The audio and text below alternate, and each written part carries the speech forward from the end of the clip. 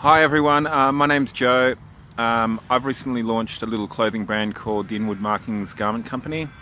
I'm presently in a little park area of North Fitzroy, which is a really beautiful suburb of the inner north, which is also where I live.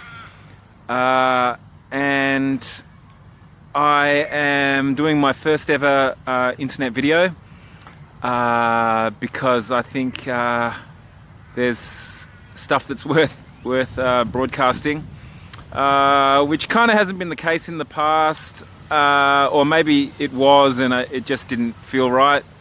Now it does, and just to give you a grounding in where I'm at. The Inward Markings Garment Company was launched on Sunday, and it's come after a really interesting 22 months of my life.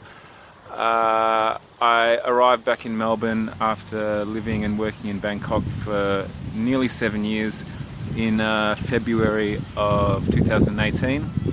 But the events that occurred during 2018 made me realise that not only was there significance in the last sort of 6 to 8 months that I was in Bangkok, but also it's caused me to reassess my entire life thus far, and it feels very much like I'm still processing what's occurred, but it feels like my entire life has led to this point, and it's the accumulation of things has brought me to where I am now. And the launch of this brand is just something that I've needed to do, regardless of outcome or any kind of projections around revenue and profit and things like that, or even success. Of course, I'd love it to gain traction, but it just needed to be done, and it needed to be done in the way it was done over this protracted time period, and with the reveal of the designs only on the day of the launch. And I'll come back to that later and explain that further. So today's chapter 1 of me just sharing with you what's happened, and during my thinking around doing this video, I realized that it'll be best to do it chronologically, and to start off at the from childhood, because it really feels like it's all connected. As I said, I'm still processing it, so I'm totally open to being questioned or even being refuted regarding my ongoing understanding of this.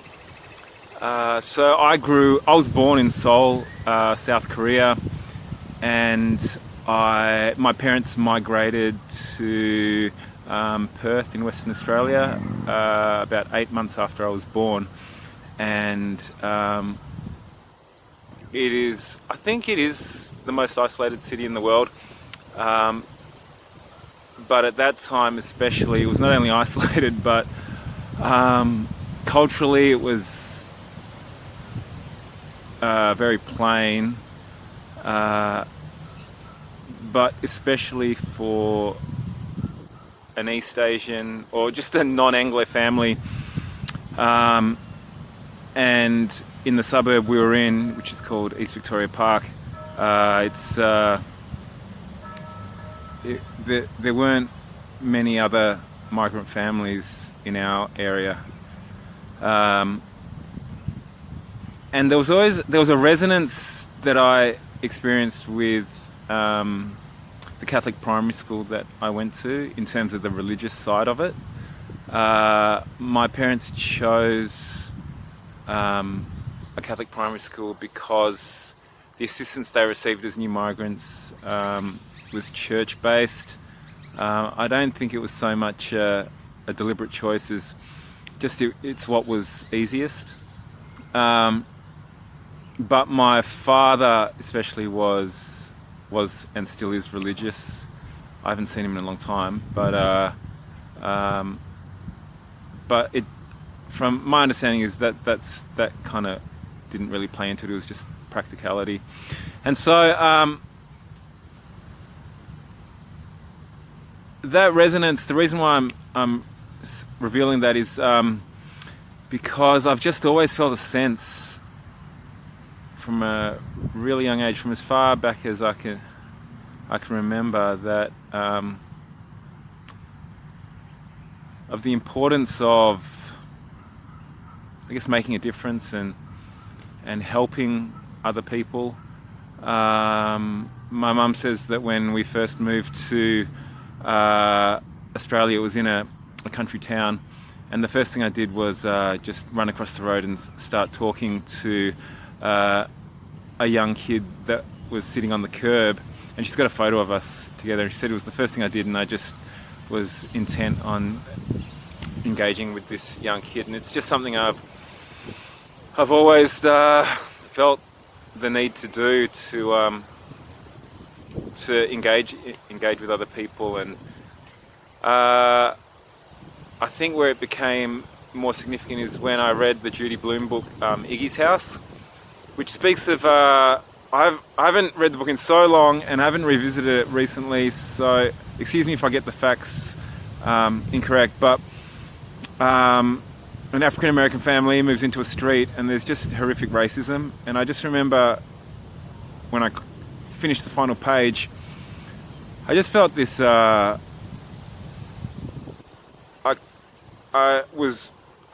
distinctly remember like doubling over, because it just filled me with this feeling of just sadness, and it made me weak. And then that, in connection with my own personal experience,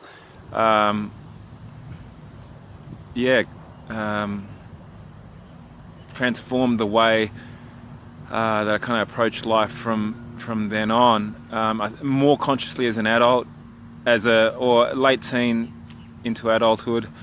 But it was still a part of. It was always relevant through childhood and adolescence. So in terms of what I experienced personally, it was ridiculous growing up. Probably a couple of incidents worth mentioning is just horrific bullying in my final year of primary school that caused me to change schools. And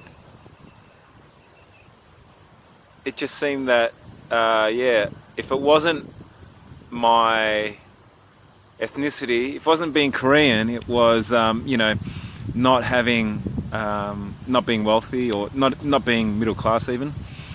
And the bullying got so bad in year 7, the final year, that I had to change schools, as I said.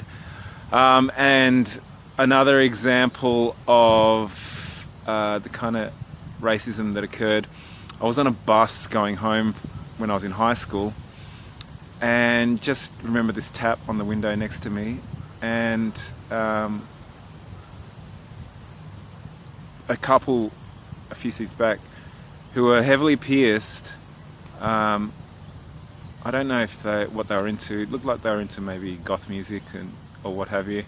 And they were throwing like hard metal piercings at my head from behind.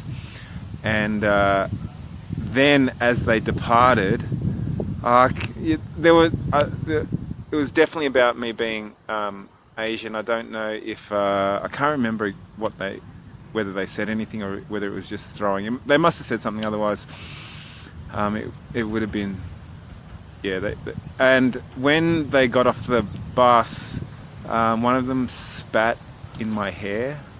It was so disgusting. I remember going home and just like going straight into the shower and just washing my hair and scrubbing it violently. And it was just I mean, yeah, the saliva was fucked, but just the feeling of humiliation, I think, was worse. And having to walk back from the bus stop to home with that in my hair, and not wanting to touch it or anything, just waiting till I got in the shower.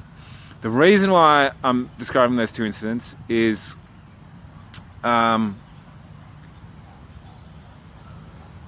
because I think when bullying happens particularly at that young age, it has ongoing impacts. It kind of stays with you for life. And if you read, and I think any bullying that happens in adult life is a re-traumatizing process. We're so vulnerable when we're young. I'm no expert in like child psychology, but the scars caused by those early life incidents are particularly brutal. Like, I think adult bullying is obviously terrible, but when you have experienced it as a young child, where you just suddenly find yourself alive in a world that you have no comprehension of, or no understanding at that time of anything, and you're working things out, it is the worst time. And if you don't have the support at home, which I didn't really have, and there was even like issues that I had with older siblings at home, that I guess you could call familial bullying, it's just compounded even further. Like, I think if people have support at home, it would make a significant difference. So then, in terms of things that occurred later in my life, it's definitely linked to, I guess, that kind of scarred foundation of my childhood. But there's other factors as well. It's not solely due to that, which is what I've come to the conclusion. It's the conclusion I've arrived at after considering it over a significant period of time. And at the time, obviously, I was devastated and just couldn't, was wondering what the hell is going on. And then a strange occurrence, which might seem like a bit of a jump, but it'll make sense later, occurred when I was in grade 9 or 10, and the Manchester rave scene had really taken off at that time, and me and my friends were really into bands like the Happy Mondays, the Charlatans, the Stone Roses, Ride, KLF, just bands in that milieu, and really loved the Happy Mondays, but also really loved, for some reason, the really baggy jeans that they'd wear, like Joe Blogg's jeans. And so a band called Big Audio Dynamite, which is founded by Mick Jones from The Clash, they came to play in Perth, and they played at this venue in Fremantle. And I needed my Joe Blogg's jeans to go to that show. I desperately needed them, and I'd forgotten them. And somehow I'd ended up in Fremantle near the venue, ready to go to the show without them. And my sister and brother agreed to come and bring them to me. Now, my memory is faded as to why they would want to do it. Maybe they were nearby, because my sister and brother, both older, are not the kind of people who would do that for a pair of jeans. And I had my ticket on me at the time, obviously, and they came and picked me up like something like an hour or so before the show. So it was night time, and it was an incredibly windy night. It was really windy. It was one of those like warm, windy nights, and they picked me up, and I got in the car, and for some reason they mustn't have been able to park where they picked me up, and so they drove me drove off to somewhere where they could park and I could get changed.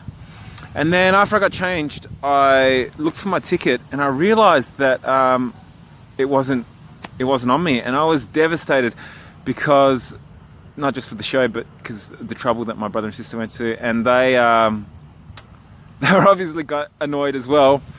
And so out of desperation, I got them to drive me back to the spot. And I thought, there's no way that the ticket's going to be there because this is such a windy night. It's just a light, thin sheet of cardboard. And I went back to where I'd been waiting. And I can't remember if it was there on the way there or just walking away from there. The ticket was like inexplicably just like on the ground, like not even flapping around or anything. It was just like on the ground. And I remember just seeing it and being completely blown away because it had been a good like 15 or 20 minutes, possibly longer, since I'd been at that spot. And the wind was blowing around me as I was kind of squatting down on the ground looking at it, and was so relieved but couldn't understand how it could have still been there. Like, yeah. Anyhow, I then returned to the car and I think they dropped me off at the venue. Now, I just wrote that off as good luck, and given how long ago it is now, maybe it was good luck. But that has certainly come to mind based on what's happened over the last 22 months regarding just this. Well,